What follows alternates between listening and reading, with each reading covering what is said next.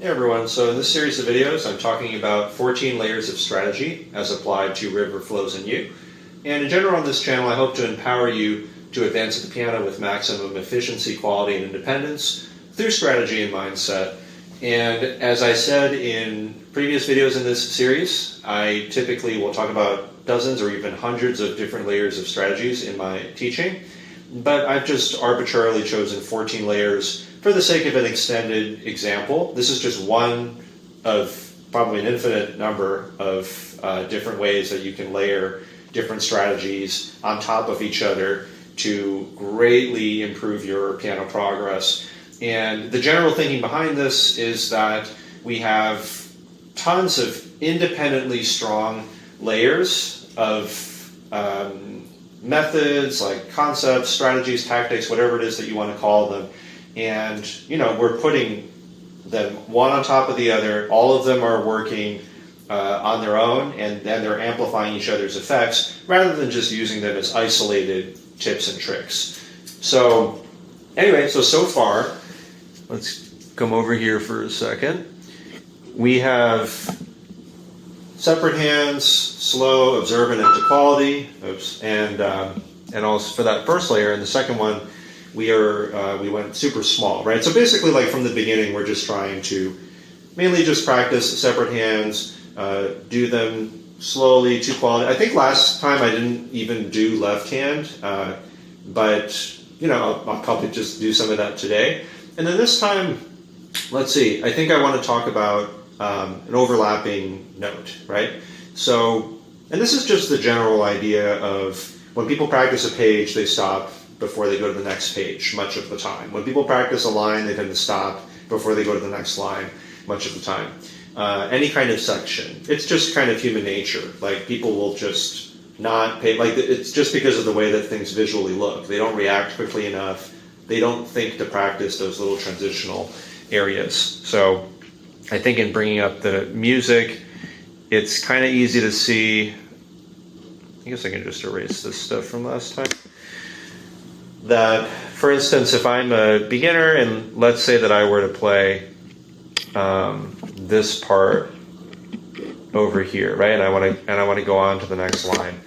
So I think it's on the silver. If I were to do that, a lot of the time people will end up, I think, hesitating, right? So they'll play like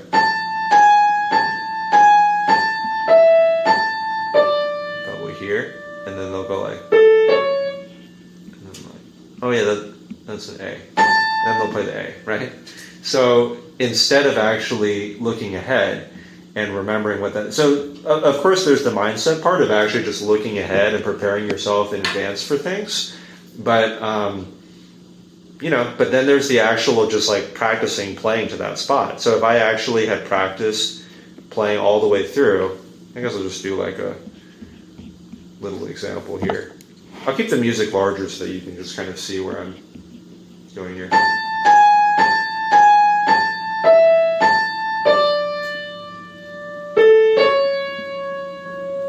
Okay, so I got that.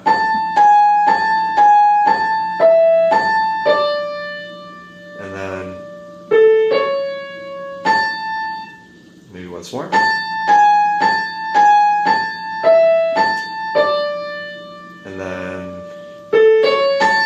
Okay, so that time I got it. Now that's not the most efficient practice method, as you can probably tell. We won't go into like adding in reverse stuff this time, but I'll talk about it in the future.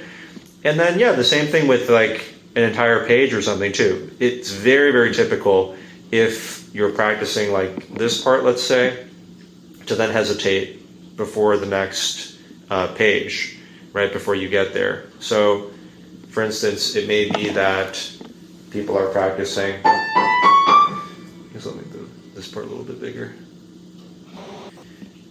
They may be practicing this part from over here. This down.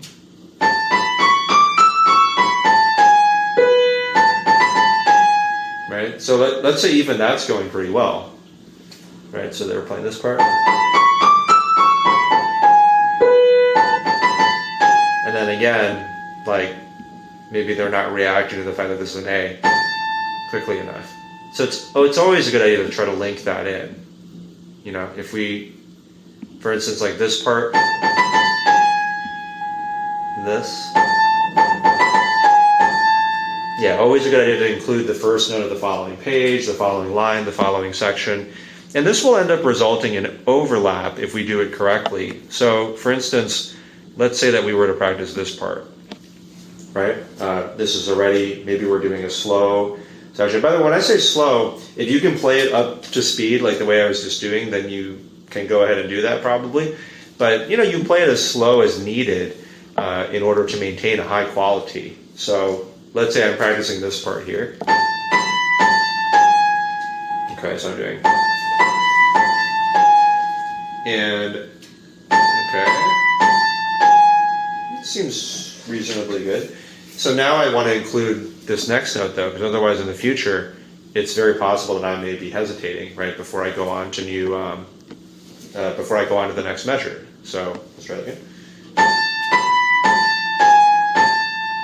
Right. Now, if I were to now start from this measure in practice, I might play... Right? And that's going to actually result in overlap. And what I was just playing is actually this part. Right? You can see that there's this note in green here as a result of the blue and yellow highlighting. And that will be that overlapping note right here. So we end up having, you know,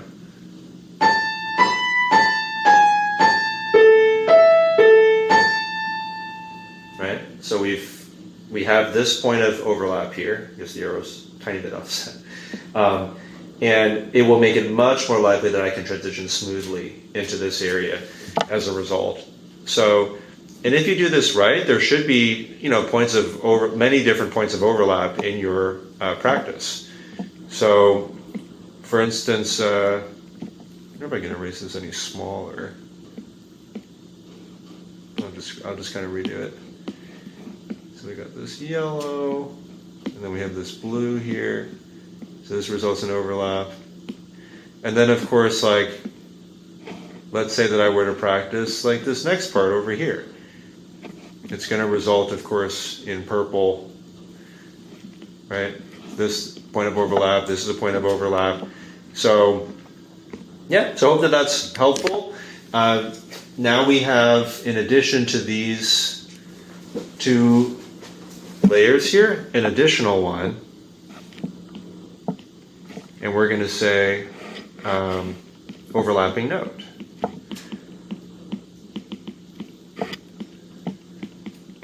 Okay. So, yeah, so we have these three layers so far. We're trying to do kind of everything together. It's more approachable because we've already familiarized ourselves with the first two somewhat. Yeah, if you found that helpful, please like, subscribe to the channel. Let other people know about it. If you have any questions, comments, anything you want me to go into deeper, happy to, either during this series or probably in some video after this is over as well too. So yeah, looking forward to going into more layers with you and looking forward to the next time in general. See you guys soon.